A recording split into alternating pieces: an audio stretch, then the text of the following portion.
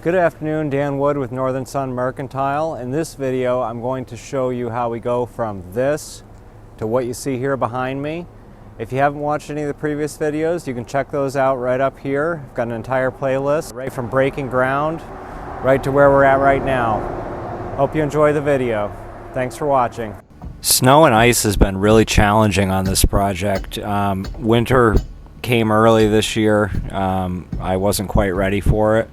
But it's winter and it happens, so I've been dealing with it as I go along.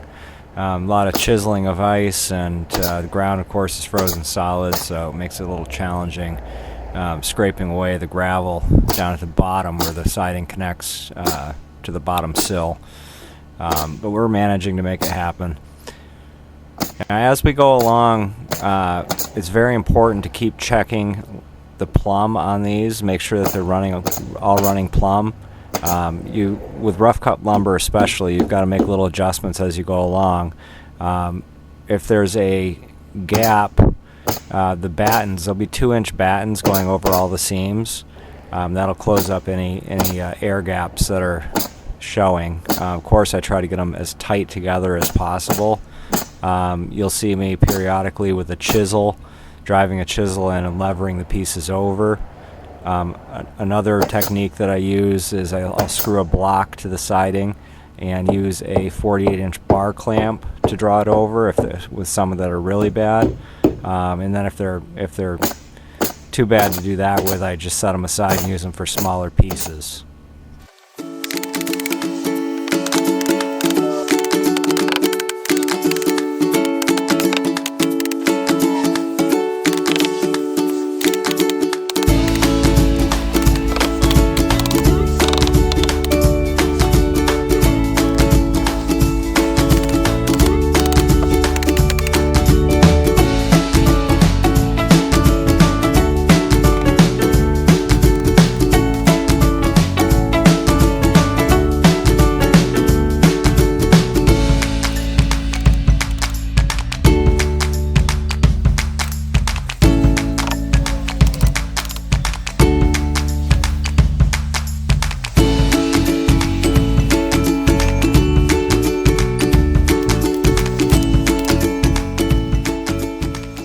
So now we're going to knock out this gable end, do the lower half first, up to the rafter tie.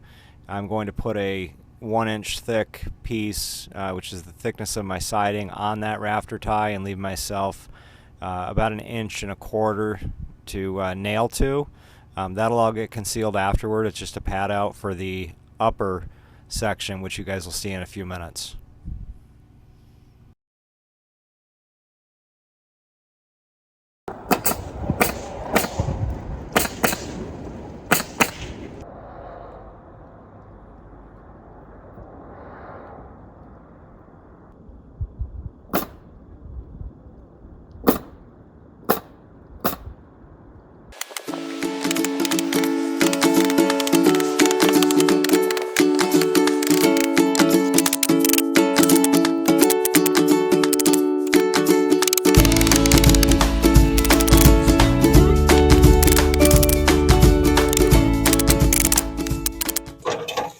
Now this is where this pocket that we made comes into play. So it's going to be a little tight fit. I've got plenty of room up there, so we just tap this over until it's completely underneath the fascia.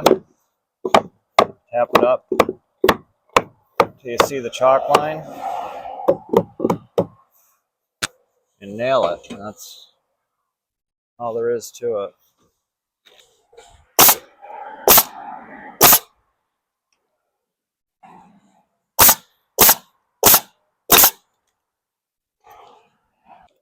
And I usually just measure the short side and then cut a 45. The thing with rough cut, it's really tends to vary a lot. Yeah, this one's nice, actually loose fit.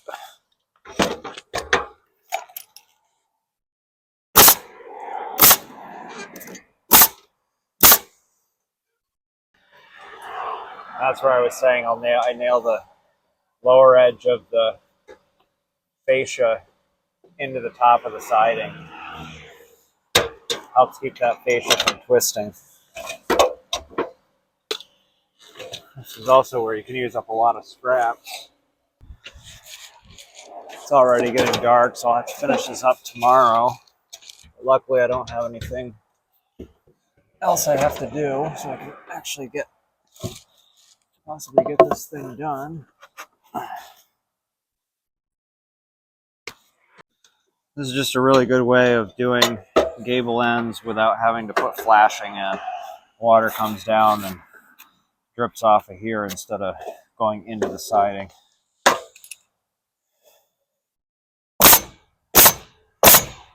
Slate adjustment. These are really easy for these short pieces to start running off.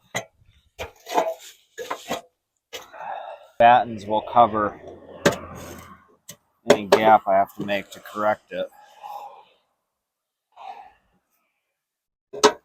Probably will split it over a couple of courses because it was off about 1/4 of an inch.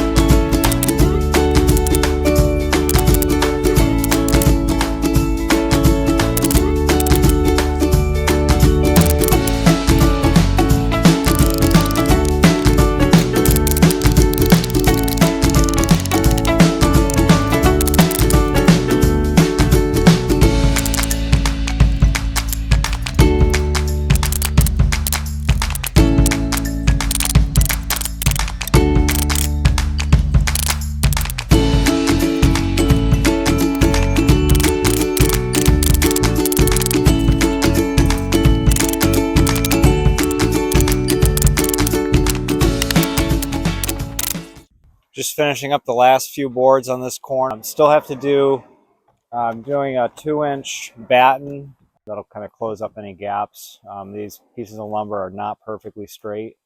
Problem with rough cut, not always super consistent, but I got to keep them running plumb. So some of them have a 1/4 inch gap here and there. The batten will seal that up.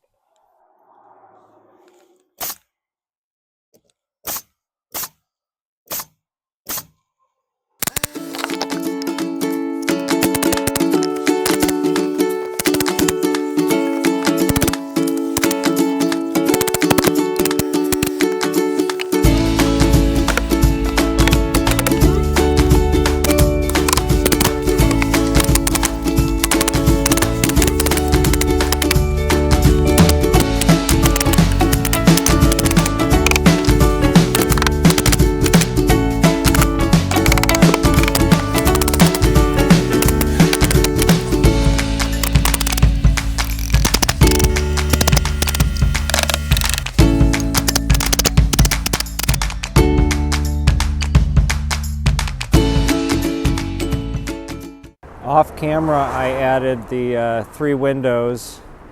These, as I said before in a previous video, these are reclaimed from a job that I did, a replacement window job. They seem to fit really well with the barn. They're wood window casement with a divided light, and the divided light is really kind of a classic look, and I think it really pairs well with the barn. Also, I installed galvanized steel drip edge all the way around in preparation for the roof. These are the other 2 windows on the other end. Now that I've got siding on here, this building is really starting to come together. I'm pretty happy with the way it's coming out.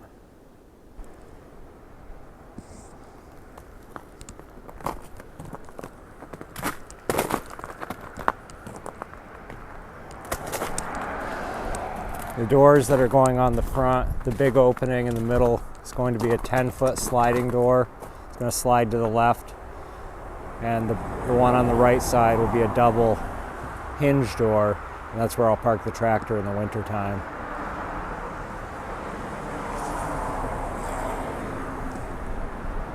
Well, that's going to do it for this video. I hope you enjoyed watching. If you found any value in this content, consider subscribing and give us a thumbs up. Until next time, stay tuned.